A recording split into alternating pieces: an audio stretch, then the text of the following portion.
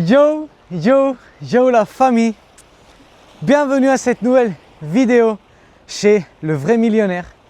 Et la famille, regardez ce coucher du soleil massif que je vous ramène. Ces vues massives que je vous ramène. Et aujourd'hui justement, je voulais vous parler par rapport à les promesses que Dieu a pour vous.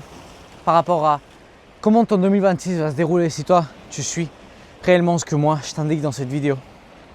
Par rapport à pourquoi ce serait possible que les promesses de Dieu ne soient pas en train de se matérialiser dans ta vie. Est-ce que c'est Dieu qui est en train d'arriver en retard? Est-ce que c'est le diable qui a fait que ces promesses se bloquent? Ou est-ce que c'est toi qui es en train de les bloquer? Et beaucoup de fois, ce qu'on oublie justement, c'est de se mettre à nous comme le fautif, de que les choses n'arrivent pas à notre vie. C'est trop simple de mettre à Dieu comme coupable, c'est trop simple de dire que c'est le diable, mettre au diable comme coupable. Mais par contre, c'est moins simple de dire, ok, ma vie, elle est pourrave et c'est à cause de moi. Donc machine, dans cette vidéo, je vais te parler de ça. On va rentrer dans ce sujet-là, rentrer dans ce thème de conversation-là et ça va être juste glorieux. Donc, bienvenue à cette nouvelle vidéo. Première chose, que Dieu te bénisse. Assis-toi, installe-toi, prends un crayon, papier, parce que cette vidéo, elle va changer ta vie, machine. Ce matin, j'étais en train de lire le livre de Josué. Okay? Ceux qui ne savent pas, la Bible, elle est séparée par des livres différents. Je ne sais pas combien il y en a de livres exactement, mais il y en a beaucoup. Et chaque livre a un titre. Et ce livre s'appelle Josué. Okay? Et j'étais en train de lire Josué et c'est quand, en gros, Israël est en train de rentrer à la terre promise. Okay? Pour ceux qui ne le savent pas, Israël, c'est le peuple de Dieu avant que Christ il vienne. À jour d'aujourd'hui, ça l'est encore. C'est le peuple aimé par Dieu, ok? Et le truc, c'est qu'Israël était esclave d'Égypte, ok? Pendant des années, ils ont été esclaves d'Égypte jusqu'à que Moïse vienne les sauver du pharaon. Donc, il y a eu tout un processus, mais à la fin, ils ont été sortis de l'Égypte et commencé à conduire dans la terre promise, ok? Et ce qui s'est passé, c'est que Moïse ou Abraham, chaque fois je me trompe. Non, c'était Moïse, c'était Moïse. Ce qui s'est passé, c'est que littéralement Dieu voulait donner la terre promise à Israël. Et quand il leur a dit d'aller attaquer cette terre promise, d'accord, parce que bien évidemment elle n'était pas vide. Genre, c'était pas genre, j'ai un village tout près pour toi avec toutes les maisons ouvertes et dedans avec toutes meublées et toute la nourriture. Non, bro, fallait l'attaquer, fallait l'envahir, littéralement. Littéralement, fallait l'envahir, ce territoire. D'accord? Ce territoire était déjà à Israël, mais il fallait l'envahir. Et donc, Israël, qu'est-ce qui s'est passé? C'est qu'ils n'avaient pas d'armes, ils n'avaient rien du tout. Et quand Dieu leur a dit attaquez, cette ville est déjà à vous, ils se sont chiés dessus, les guerriers, les soldats, tout le monde. Et ils se sont dit non, on n'y va pas, machin, on n'y va pas. Et ce qui s'est passé, c'est que ils ne sont pas allés. Donc, Dieu, ça a été punition réellement, et pour les travailler comme peuple, il leur a fait passer 40 ans dans le désert, en train de vivre jour par jour avec les provisions de Dieu. Donc, chaque jour, Dieu faisait pleuvoir du pain, qu'on appelle le manna en espagnol, je ne sais pas comment on l'appelle en français, et faisait sortir de l'eau des rochers, etc. Chaque jour.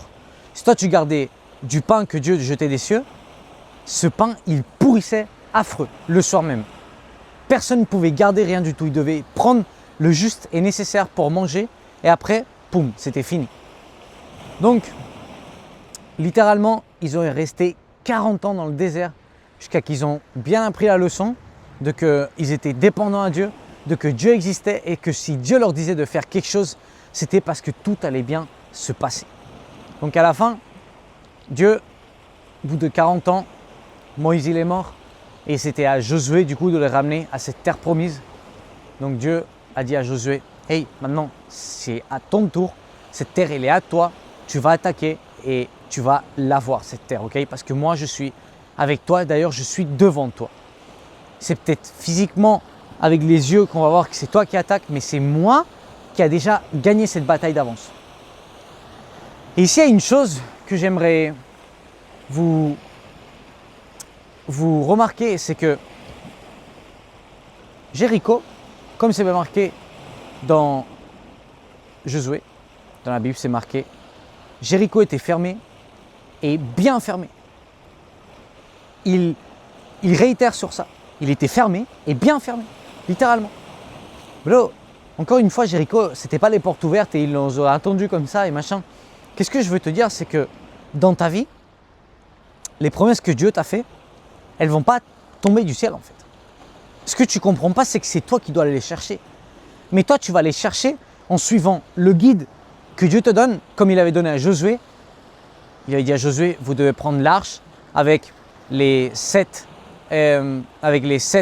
sacerdotes, je ne sais pas comment on dit en français, et avec tes meilleurs guerriers, vous devez tourner autour de la ville pendant 6 jours, un tour chaque jour en étant silencieux. Le 7e jour, vous allez faire 7 tours et au bout du 7e tour, ils vont toucher les cornes là, machin, boum, et quand la touche de la corne elle sera longue, et bien là, vous allez tous crier comme des fous et les murs tomberont. Allez. Le Seigneur, un joint comme ça, tu vois, qui s'est fumé, bro, tu comprends bien que ça n'a pas de sens, ça n'a pas de logique, tu vois. Mais il avait un plan, donc Dieu lui avait donné le plan. Pareil qu'à toi dans ta vie. Dieu va te donner le plan. Et peut-être qu'il n'a aucune logique, mais Dieu il va te donner le plan. Donc, il t'a donné le plan, et est-ce que toi tu es en train d'obéir ce plan? Est-ce que toi tu es en train de le suivre?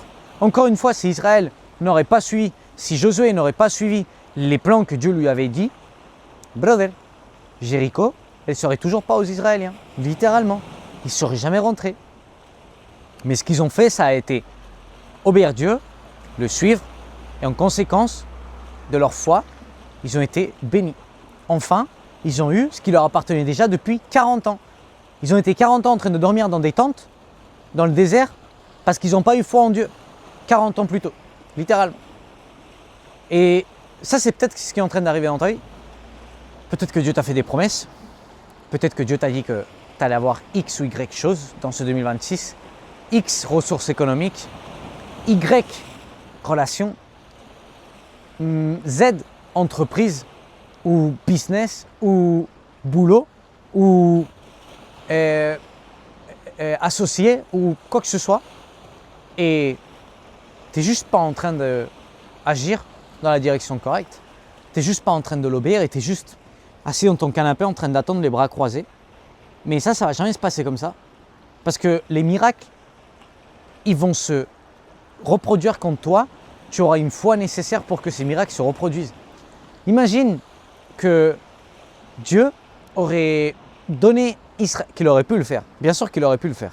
Parce que tout ce qui nous est donné, c'est donné de façon imméritée, littéralement.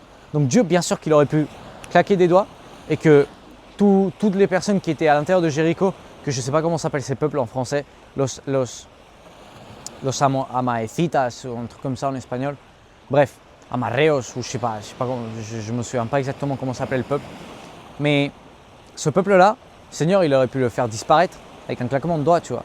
Genre littéralement, il envoie la peste, ça y est, tout le monde qui crève et tu as littéralement le village ouvert avec toutes les maisons ouvertes, avec toute la nourriture, avec tout.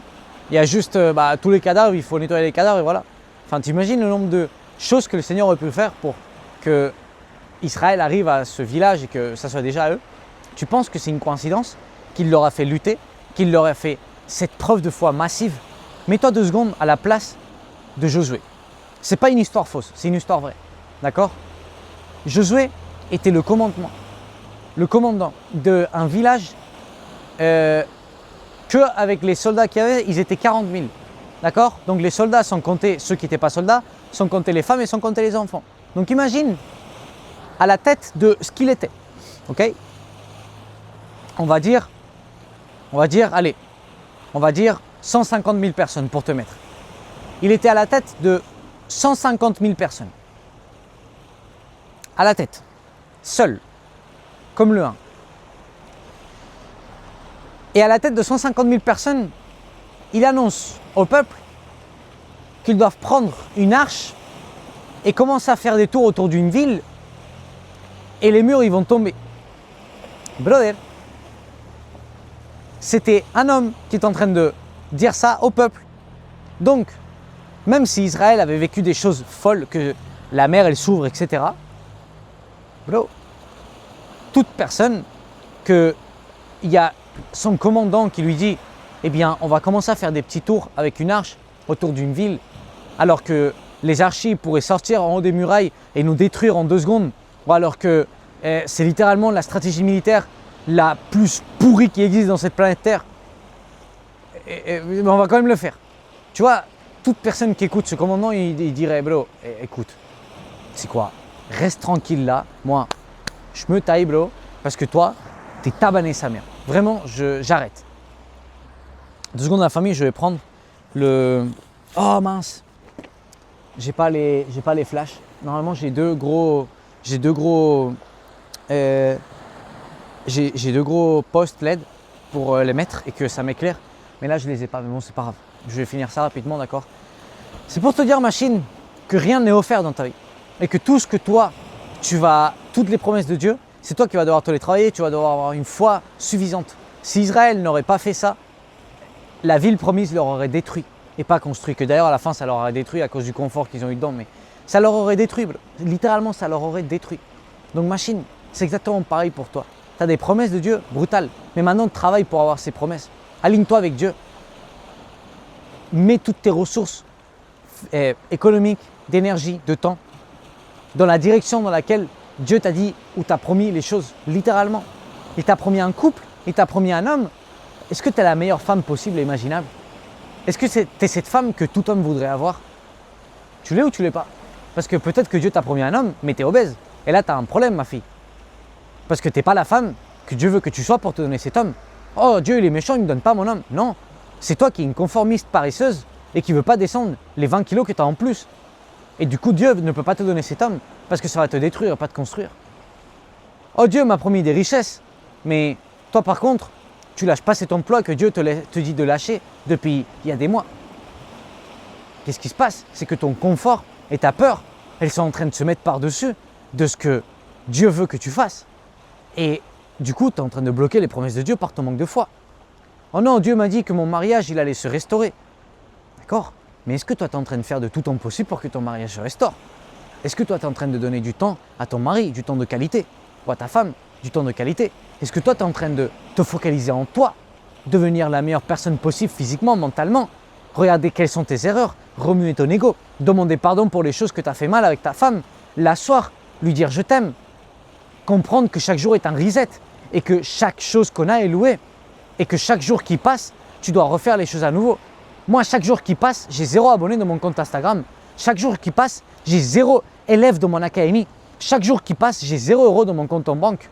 Chaque jour qui passe, je mets le boulot comme un gros chien. Et ça, c'est ce qui fait que chaque jour, j'évolue. Ça, c'est ce qui fait qu'à jour d'aujourd'hui, 1 an après avoir lancé mon business, je peux vivre de mon business et bien, mais très bien. C'est ce qui fait ça. Littéralement. Donc, qu'est-ce qui se passe? C'est que quand toi, tu te lances, Dieu, il répond. Quand toi, tu as de la foi, Dieu, il répond en conséquence. Et je finis avec ça, et c'est que dans la Bible, c'est marqué dans tous les endroits, depuis l'Ancien Testament jusqu'au Nouveau. Jésus, il le dit, et dans l'Ancien Testament, c'est le chapitre de je ne sais pas combien c'est le titre de je ne sais pas combien de chapitres, littéralement. Et c'est bénédiction pour l'obéissance, pas bénédiction pour la croyance. Dieu ne te bénira pas parce que tu crois. Parce que même le diable, même les démons, même toutes sortes de choses de cette planète Terre croient en Dieu. Dieu va te bénir parce que tu obéis. Donc, si tu vas à l'église le dimanche et tu penses que c'est suffisant pour être béni par Dieu, machine, détrompe-toi. Tu es un chrétien plébéien. Tu as une bande dans les yeux. Tu penses être dans la lumière, mais tu es réellement dans l'obscurité. Alors, maintenant, ouvre les yeux, viens à la lumière et commence à obéir Dieu. Tout le monde croit, peu obéissent. C'est pour ça que beaucoup sont les appelés, mais peu sont les élus. Donc la famille, avec cette vérité massive, je vous laisse la famille. Que Dieu vous bénisse énormément. J'espère que cette vidéo elle a pu vous faire partir à un autre niveau. Elle a pu vous faire comprendre que c'est à travers l'obéissance que vous allez partir à un autre niveau, d'accord? Si tu veux en savoir plus de ça, si tu veux que moi je devienne ton mentor, si tu veux que dans mon académie, tout ce chemin s'éclaire, ce chemin que tu dois prendre, que tu trouves ta mission de vie, que tu vois en quoi tu dois obéir Dieu, que tu deviennes ta meilleure version physique, mentale, spirituelle, tu te regardes au miroir et tu dises « Waouh, je suis un réel enfant de Dieu qui reflète la lumière de Dieu ». alors accède à Le Vrai Millionnaire Academy. Tu as le lien en description ou sinon envoie-moi un message à mon Instagram ou quoi que ce soit, dans quel réseau, d'accord, c'est Le Vrai Millionnaire de partout. Tu m'envoies un message, hey Alex, je suis intéressé de rentrer à l'académie, explique-moi machin, comment ça se passe. Et brother, et je serai enchanté de t'avoir dans le mentorat du samedi en live qu'on a tous les samedis, ok? Donc que Dieu te bénisse, je t'aime du fond du cœur et on se voit dans la prochaine vidéo machine. Let's go!